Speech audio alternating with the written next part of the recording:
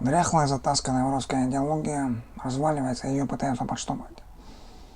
В этом репортаже, который я уже упоминал, высшая каста преступного мира, нам очень настойчиво пытаются доказать, что это не чекисты придумали понятие. Такая конспирологическая версия, на мой взгляд, совершенно дурацкая, это что НКВД создало эту касту для контроля над политическими заключенными. Неужели они такие идиоты, что там для какой-то сиюминутной надобности они создали эту масть воров в законе, а потом 100 лет с ней борются? Кто с кем борется? Противостояние между двумя сторонами возможно только если две стороны хотя бы приблизительно располагают равными возможностями.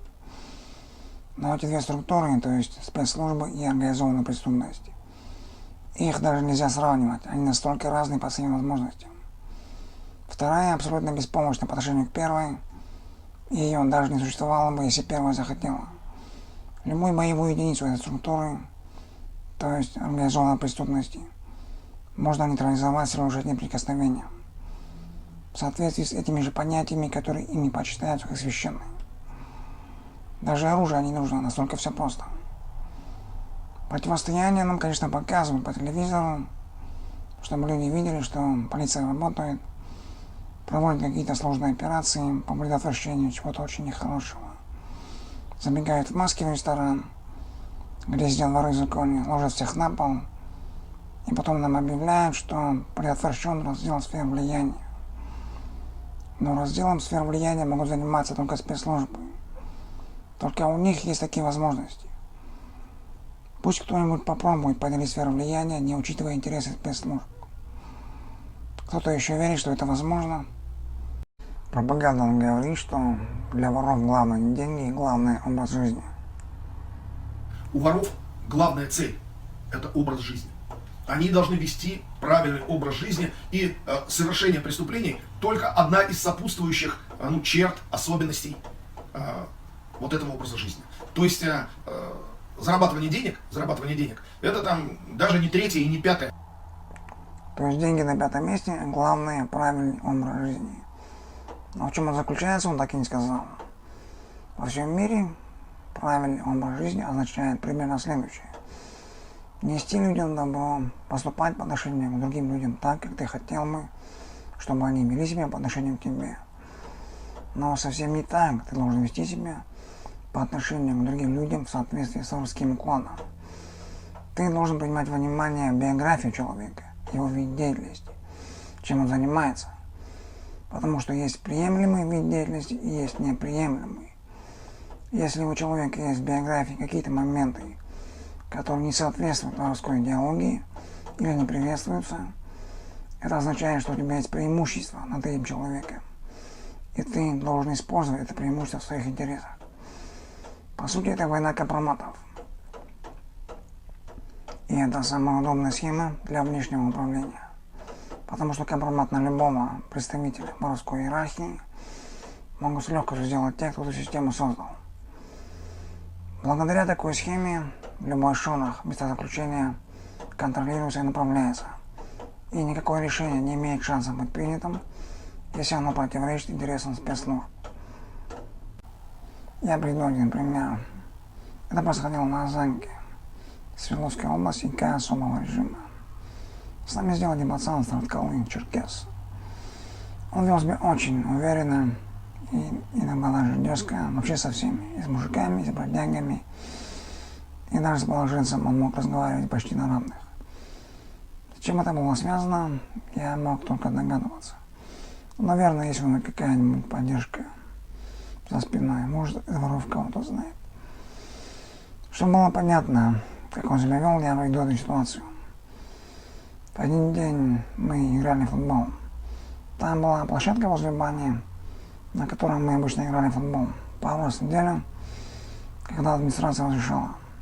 И он тоже играл с нами. Он был с моей локалки, а мы играли с другой локалкой. Локалка – это огороженная площадка, на которой располагаются бараки. У него было мощное телосложение, занимался спортом на свободе, кейбоксингом, как он говорит. Как он говорил.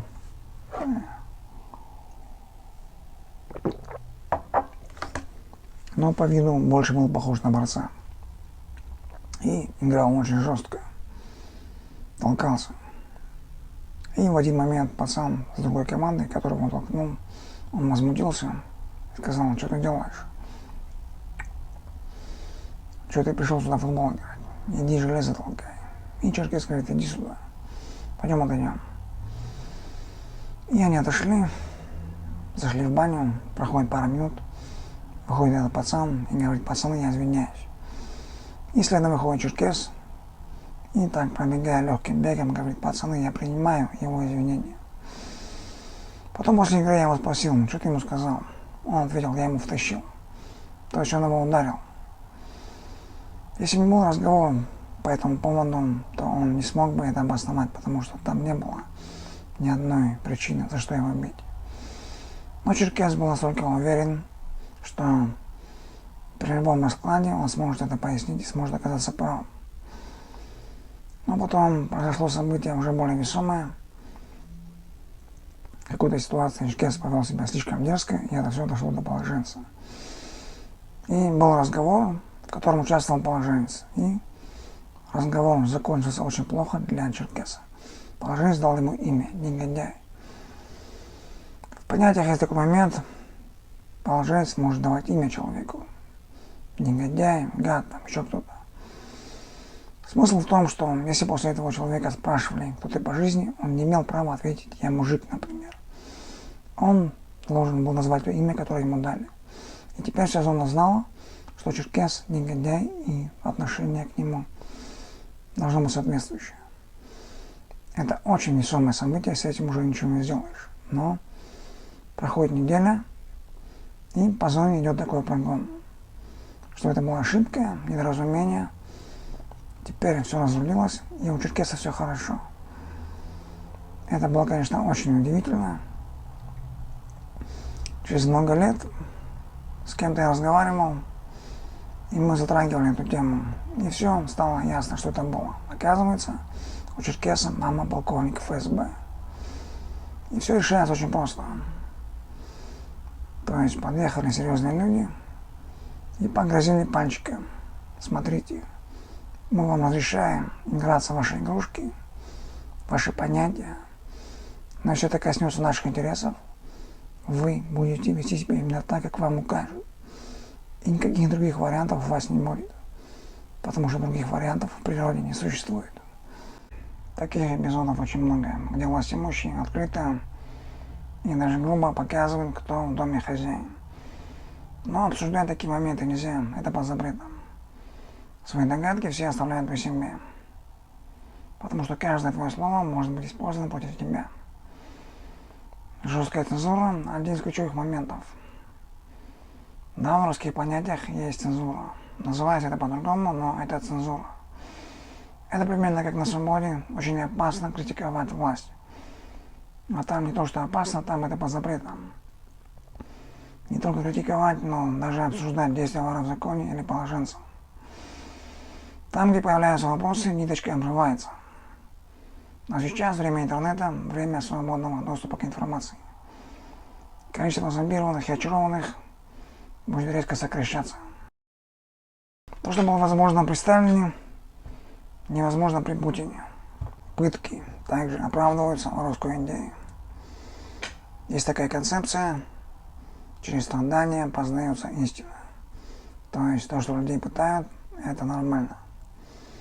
Все правильно, все по понятиям. Это вы так истину познаете.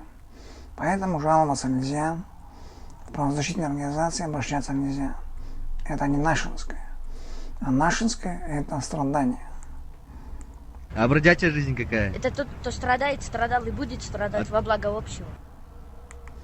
То есть те, кто жалуются, они не порядочные, а порядочные – это те, кто страдает. Да это просто золото для них, это русская идея.